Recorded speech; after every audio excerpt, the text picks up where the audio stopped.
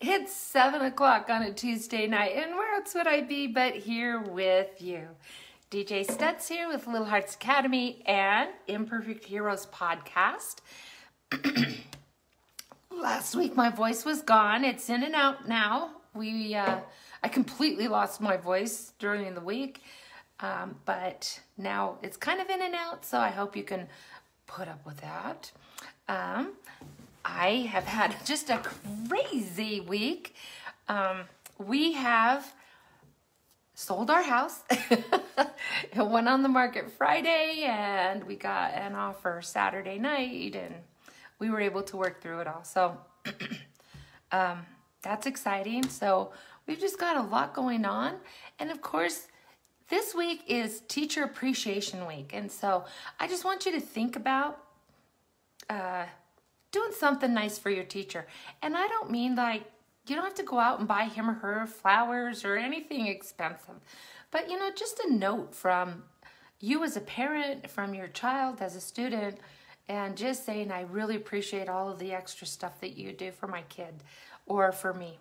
I'll tell you that I got it was really sweet. I got a little card from a kiddo that isn't even in my class. He is, hi Carolyn, how you doing? He is actually in the class next door, and he kind of struggles a little bit there. But he can, I don't know, he doesn't struggle with me. We do great together. And so he likes to come in my class every once in a while, and we'll give him a break from his regular class when he's having a hard time, and he can come in and do stuff here. And it was so fun. He brought me this little card, and it said, you're my favorite teacher. That made me feel so good. And he said, I love when I get to come in your class. So, you know, just those little things make a big difference for a teacher and remind us about why we're there and why we get to look like this at the end of a day. Because we're trying so hard to put things together. So just remember your teachers this week. And like I said, it doesn't have to be anything big. Even just a sweet email would suffice. But it's nice when teachers get to feel appreciated. So with that, I want to get on to our topic for today. And I have an amazing lady that's on the podcast this week. And she's actually out of South Africa. So trying to... No. She grew up in South Africa. Now she lives in New Zealand. There we are. I've got it straight. But so just trying to work out time zones and when it would work best for us and we'd be at the top of our game to do the podcast. It all worked out and we got it going. And I have so many people who will contact me and say, hey, can I be on your podcast? And this is what I do. And, you know, if they look like they might work and have something to offer, then I'll contact them. And what we do is I call it my getting to know you call. So we'll Zoom and we'll talk about what they have to offer, and we'll plan if we do a podcast, how would it go? What would you want to talk about? So we go through all of that process. And then if it feels right, then I will send them my calendar link, and then they pick a day and we'll record the podcast. And so you can imagine it took a little bit of extra effort, but it was so worth it. And I actually contacted her to be on. I found her on Instagram, and she has an Instagram page called Mothers Teaching Money. So not right now, when we're done, go and check that out and just follow her. She has so many great ideas on how to educate our children on how money works, how it doesn't work, and how you can make money grow, and how to come to that with an attitude of abundance, I guess, and not of deficit. So if your kids wanted to do something, right, and you didn't have the money right then, you can say, well, I would love to do that for you or with you, but we're going to need to plan so that we can get money to do that. And so the kids become part of the planning process of how are we going to save, and how long do we think it's going to take, and what are some of the things that we can do to maybe make some extra money on that. Some of those different things that you can work with your kids and help them learn. And so, money is just a tool. And I love the way her name is Laurel Makowem. And I love the way that she says it's just a tool. And just like any other tool, you can get another one if it breaks, or if you need more, or a bigger thing, you can get another tool that will fit. Well, money is a tool as well. And so if you come with an attitude that, we're always broke, we're going to be broke forever, I don't know anything else. Or if you go from, I'm going to learn more about money, and then I'm going to teach my children about that money, and then we're going to come to conclusions and decisions together. And then that way, you're going to be able to not only educate yourself to do better with money, but you can educate your kids so that they don't make some of the same mistakes or have some of the same attitudes about money that we have that aren't as positive or productive. It was really fun. So this was a few weeks ago. I was taking one of my little kids. We had to run an errand out to the office, and on our way back we saw a cute little girl, and she was washing her hands. She'd gone to the bathroom, and so our bathrooms have the sinks are kind of out in the hallway, and so I just said, hey, how you doing? And my little kids really love talking to the big kids, and they think it's so cool, and so when I get the chance, I will kind of help them initiate a conversation. That's for another episode, but it kind of helps them to learn to speak to other people, to get their attention in an appropriate way, and all of that stuff. So we talked to her, we asked her name, and then we asked her, she was in 4th grade, and we said, so what are you learning right now?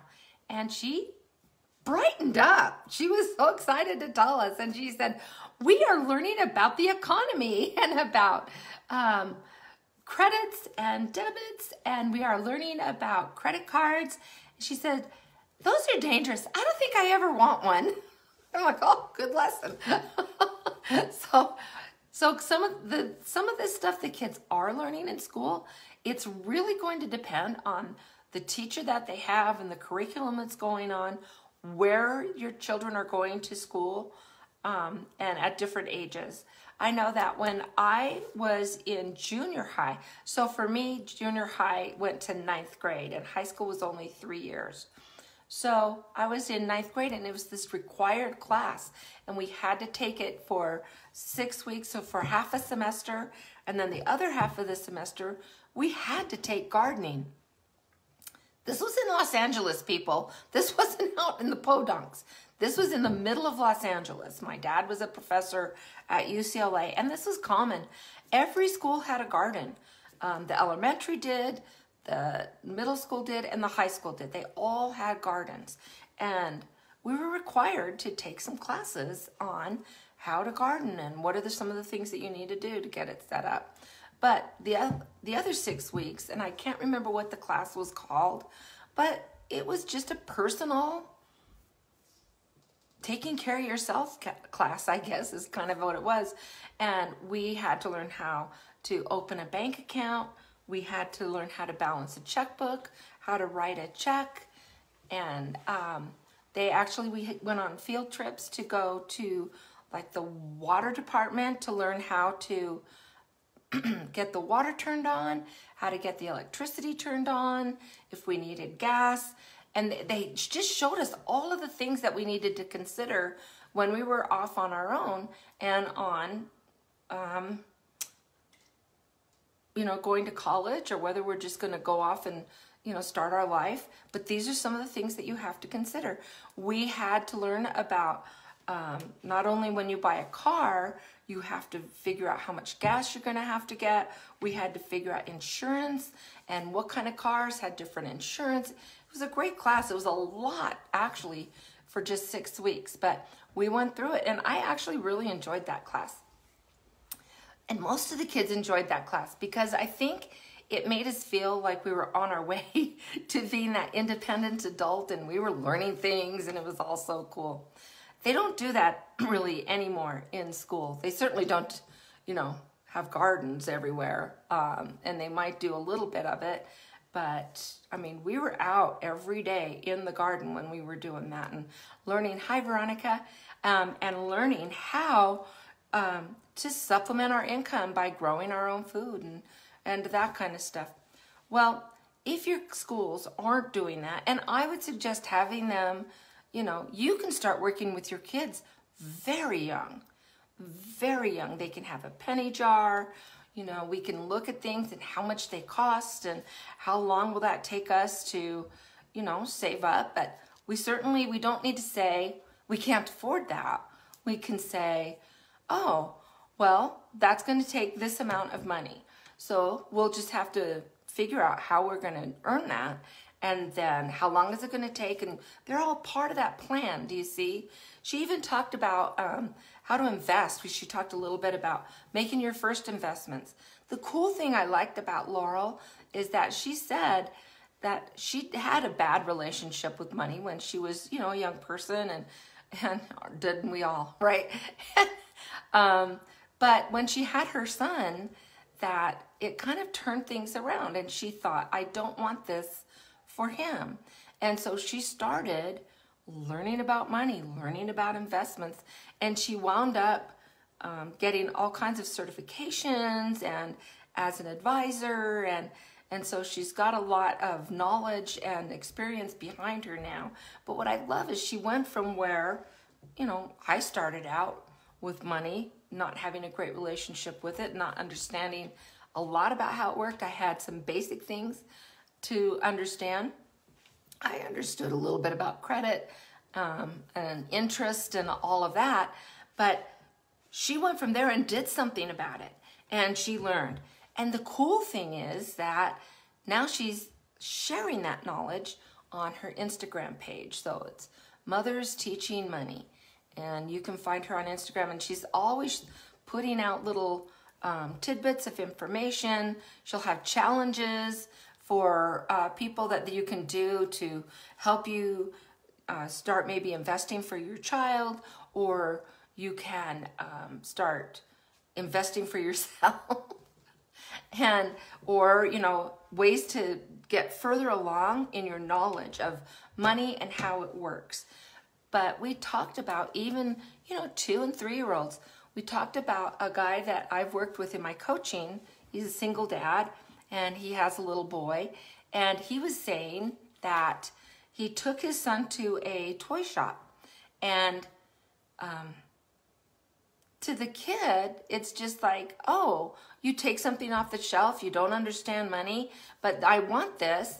And he wanted a toy that was really quite expensive, and his dad said, oh, I can't get that for you right now. And he's like, no, I've been good. And like, he should be able to get the toy because he's been good. Well, and I know we tend to do things like, oh, I'll get you a treat or whatever. You've earned it. And you can make that they've earned it, and how did they earn it, and bring that in. But we had a whole discussion on that, and how a 4-year-old is entirely capable of understanding that toys cost money, because this dad's point was he had no idea that toys cost money. He's just used to, I get something, we go, and daddy pays for it, but he doesn't understand the whole paying for it thing. A 4-year-old can understand that, and they can, make decisions. They can help decide. I love that. There's a story, and I've heard this a lot growing up. I don't know if you guys have heard it before, but it's actually brought into a religious realm. It's the parable of the bicycle. And this is not in the podcast, by the way. But the parable goes that there was a child who really wanted a new bicycle. And so daddy said, I would love to help you get the bicycle, but we need to earn the money. So he goes through the whole process of how you earn money, and they had a plan. the child was taking on little extra chores and helping the neighbor and doing all of this. And after a month of really working hard, they came back and they said, Daddy, I made all this money. And it was like $15. And the bike was significantly more than that. And so the daddy said, well, okay, I will take what you've given. And that's nice. And they walked to the store and Daddy paid the rest. But the child had made a significant contribution. You can put your own religious themes in there if you want. But the child had made this contribution, had worked hard, had a plan, and followed through on it. And then Dad helped cover the rest as this child was just beginning to learn about money. So I want you to think about, how am I teaching my child? Are they afraid of money? Are they afraid that, they will never have enough money? They'll never have that nice house or whatever. Are they learning to be happy with what they have, with the understanding and the promise that they can always go and get more? They can always work and earn more. Now, if they want to consider as they get older their education opportunities and maybe even in an apprenticeship or going to college or whatever. I'm not someone who thinks you have to go to college to be successful. There are too many other opportunities out there. And, we need good plumbers. In fact, I have a nephew that went through an apprenticeship down in Arizona, and he's a plumber now, and it took him years of working, but college just wasn't his bag. And so he went and found this, found out how to get an apprenticeship, went through all the steps, and he got to hiring, and he got to, learn on the job, hands-on, doing the work, and he loved it. So think about that, and think about how much you can teach your child from hands-on experience, learning how to do the work, right? If they know how, if you're fixing something around the house, get the kids in there. And, even if they're just handing you a wrench and you can explain to them how, the trap thing works under the sink, or you can explain to them how you're fixing this toaster and you've opened it up. And so there's a lot of things that you can do to help your kids feel confident and like, oh, I can learn this. Yeah, I got this. I can learn this. And think of what that does connected to their attitudes towards money, earning money, what they can do, and maybe not put so much into what they can't do. But the opportunities are always there. So she is fantastic. And I hope you'll listen to the podcast. It's really worthwhile, and she has some great ideas. Another thing that I did not talk about on the podcast, but there is, and from what I've understood, it's the only one in the world of its kind. In downtown Denver, there is a bank that is just for kids. And so once you're 21, you age out and you have to move on and find, a different thing. So they have accounts that are just for kids, and they have accounts from all over the world. And kids can send in their money, they can transfer money, they can learn how to do that. They have summer camps, week-long summer camps that you can sign your kids up for, and they go and they spend the whole week. Their whole upstairs of this bank is set up so that kids can learn how to be a consumer, and they can learn how to be a producer, and what are you going to sell? How are you going to make it? What are the materials that you're going to need to make whatever it is that you're producing? They learn this whole economic process, and it is so valuable. They've got some online things too, if you want to check it out. But it's this bank in downtown Denver, and it's just for kids. It's pretty amazing. If you go to the podcast, go down into the show notes, I have the information on the bank there. And so if you're interested and want to find out more and see what they have available online, if you're not in Denver, Or if you are, you might want to look and see what kind of summer camps they have. They have them there a week long. It's not an overnight thing. You take them down for the day and pick them up. But it's really an interesting program.